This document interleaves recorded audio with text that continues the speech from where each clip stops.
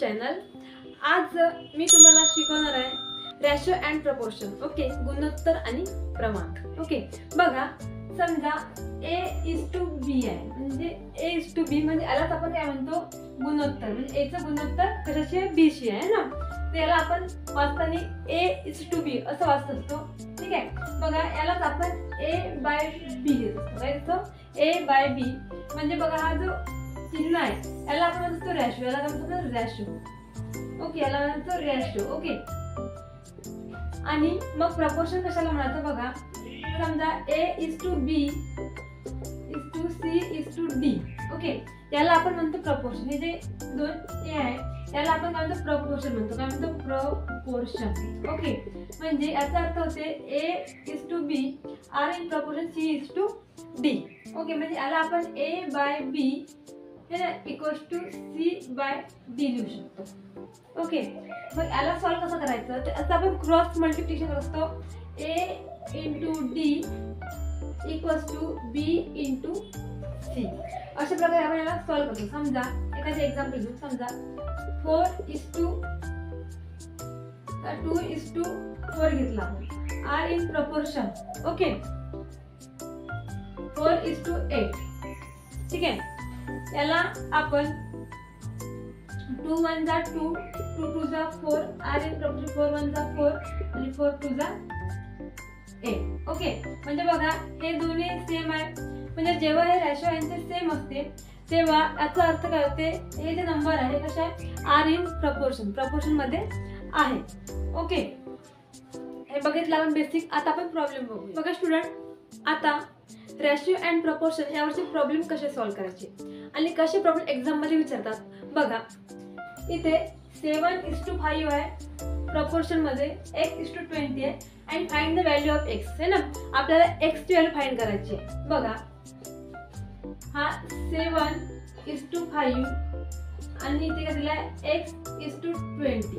Okay, बघा 7:5 ला आपण 7/5 लिहू शकतो, बरोबर। 7/5 सॉरी, याला नाही आपण क्रॉस मल्टिप्लिकेशन करू शकतो, ते पण बरोबर। 7/5 = x/20 लिहून आपण क्रॉस मल्टिप्लिकेशन करू शकतो। ओके, पण त्यापेक्षा शॉर्ट मेथड तुम्हाला सांगतो। बघा, आधी ह्या दोघांचं मल्टिप्लिकेशन करायचं आणि नंतर ह्या दोघांचं मल्टिप्लिकेशन करायचं। बघा हे 5x घ्यायचे इक्वल्स टू हा 7 × 20।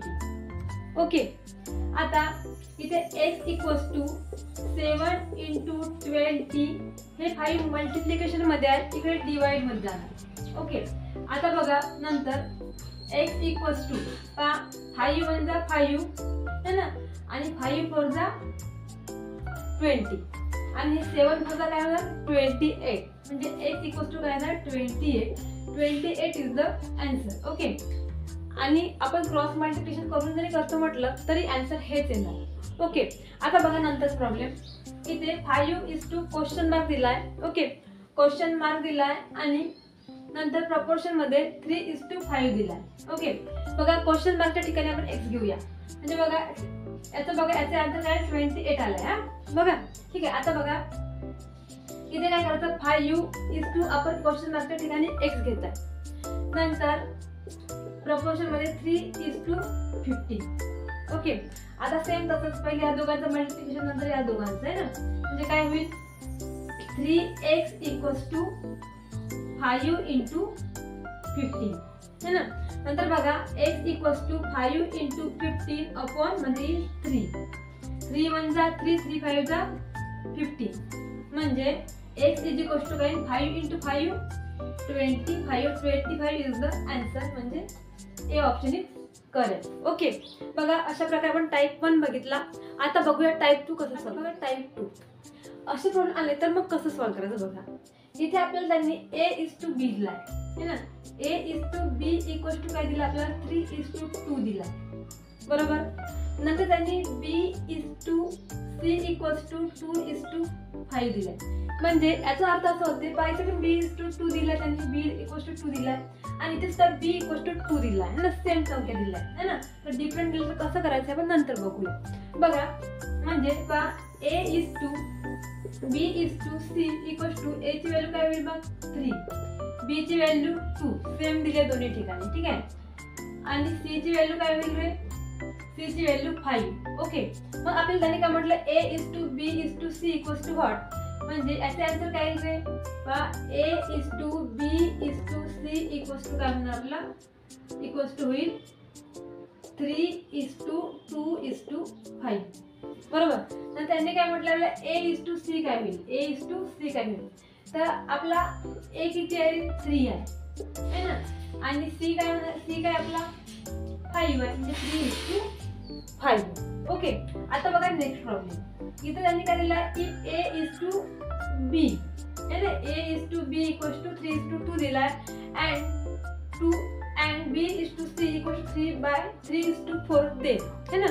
सेम प्रॉब्लेम दिलाय बघा इथं पहा A:B:C. आपल्याला A ची व्हॅल्यू इथे काय दिली 3 दिली है ना, आणि B ची व्हॅल्यू 2 दिली. बरोबर. इथे त्यांनी आपल्याला B ची व्हॅल्यू 3 दिली आहे, म्हणजे डिफरंट दिली आहे.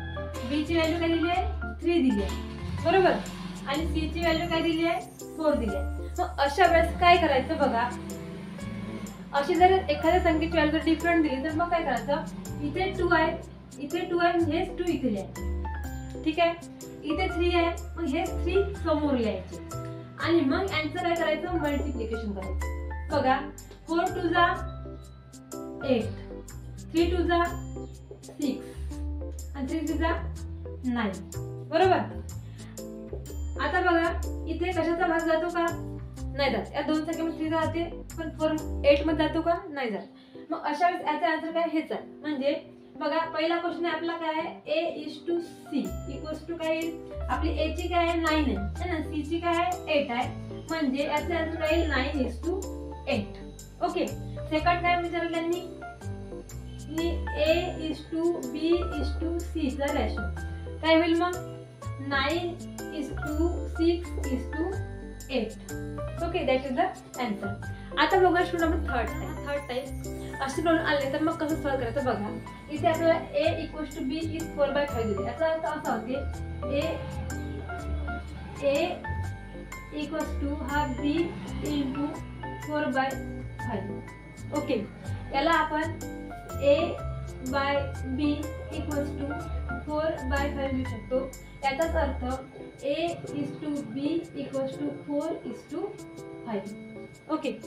आता बघा नंतर इथे आपल्याला काय दिले B इक्वल्स टू C है ना, C याला आपण इंटू 5/2 लिहू शकतो. काय लिहू शकतो 5/2. ओके, म्हणजे याचा अर्थ असं B हा मल्टिप्लिकेशन मध्ये आहे, इकडे डिवाइड मध्ये आहे ना, C 5/2 म्हणजे B:C इक्वल्स टू 5:2. ओके.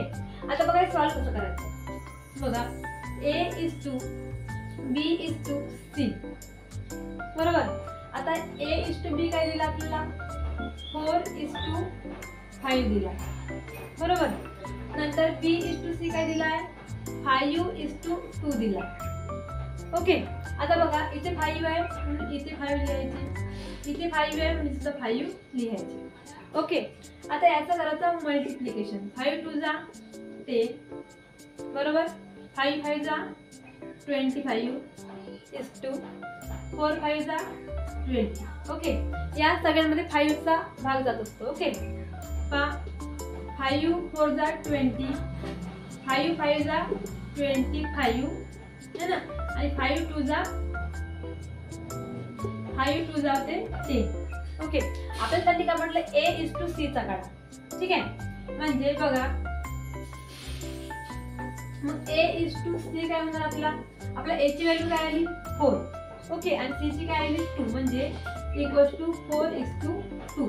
हा पुन्हा डिवाइड होतो, म्हणजे A बघा A:C इक्वल्स टू 4 आणि 2 जा 4 आणि 2 1 जा 2, म्हणजे याचा काय 2:1. ठीक आहे. बघा अशी पण मेथड न करता डायरेक्ट केलं तरी होते. बघा समजा A:B:C आहे. आपल्याला इथे एवढं परफेक्ट माहिती आहे का जे व्हॅल्यू आहे कशाची B ची, इथे B ची व्हॅल्यू 4 आहे, इथे 5 आहे, पण बघा आपल्याला इथे B ची व्हॅल्यू इथे 5 दिली आहे. बरोबर. आणि इथे सुद्धा B ची व्हॅल्यू काय दिली आहे 5 दिली आहे, म्हणजे B ची व्हॅल्यू तर सेम आहे. है ना. एवढं न करता शॉर्टकट केलं तरी होते. बघा a ची व्हॅल्यू काय दिली आहे 4 आहे बरोबर. b ची व्हॅल्यू काय आहे दोन्हीकडे 5 5 b ची व्हॅल्यू दिली आहे 5:2 आणि c ची व्हॅल्यू काय दिली आहे आपल्याला 2 दिली आहे. ओके आपल्याला a:c काढायचा आहे. तर a किती आहे आपला 4 आहे. ओके आणि c किती आहे 2 आहे. म्हणजे बघा इथे आन्सर सेम येते. a:c = 4 2 4 जा 2 2 जा 4 आणि 2 1 जा 2 आले तुझा आन्सर सेम. ओके असे शॉर्टकट मेथड सुद्धा आपण करू शकतो. ओके आता बघा नेक्स्ट प्रॉब्लेम. आता हे प्रॉब्लेम बघा. हे प्रॉब्लेम आपल्याला TET 2016 मध्ये आलेला आहे. तर हे प्रॉब्लेम कसं करायचं बघा. इथे आपल्याला a:b = 4:5 दिला आहे. ओके नंतर b:c = 2:3 दिला आहे. नंतर c:d = आपल्याला 15:19 दिला आहे. ओके आणि आपल्याला त्यांनी a:b:c:d हे आपल्याला काढायला त्यांनी सांगितलं. मग कसं करायचं बघा. a:b:c:d. ओके आपल्याला a:b काय दिलं 4:5 दिलं बरोबर. b:c काय दिलं 2:3 दिलं. ओके आणि c:d काय दिला 15:19 दिलं. आता हे कसं करायचं बघा. इथे 5 आहे तर मग इथे 5 लिहायची इथे सुद्धा 5 लिहिली. ओके इथे 2 आहे इथे आपण काय लिहू 2 लिहू. इथे 3 आहे तिथे 3 लिहूया. ओके नंतर इथे 15 आहे इथे सुद्धा काय आहे 15 लिहावं लागेल आपल्याला. ओके आता बघा ह्याचं मल्टिप्लिकेशन करायचं. 5 3 जा 15 आणि 15 9 जा 285:2. ठीक आहे 5 3 जा 15 15 15 जा 225:2. आता 5 2 जा 10 आणि 10 15 जा 150:2. 4 2 जा 8 8 15 जा 120. ओके आता या एवढ्या संख्येमध्ये 15चा भाग जातो. ठीक आहे ना. 15 8 जा 120. ओके 15 इथे 15 आहे 15 10 जा बरोबर. 15 10 जा 150. ओके नंतर 15 15 जा 225 आणि 15 19 जा 285. याचं काय आलं हे आन्सर आलं. म्हणजे हे ऑप्शन काय आपलं करेक्ट आहे 8:10:15:19. ओके अशा प्रकारे आज आपण रेशिओ अँड प्रपोर्शन मधले 3 टाईप घेतलेले आहे. ओके आता हा व्हिडिओ तुम्हाला कसा वाटला मला कमेंट करून सांगा आणि आवडला असेल तर नक्की लाईक शेअर अँड सबस्क्राईब करा. Okay thanks.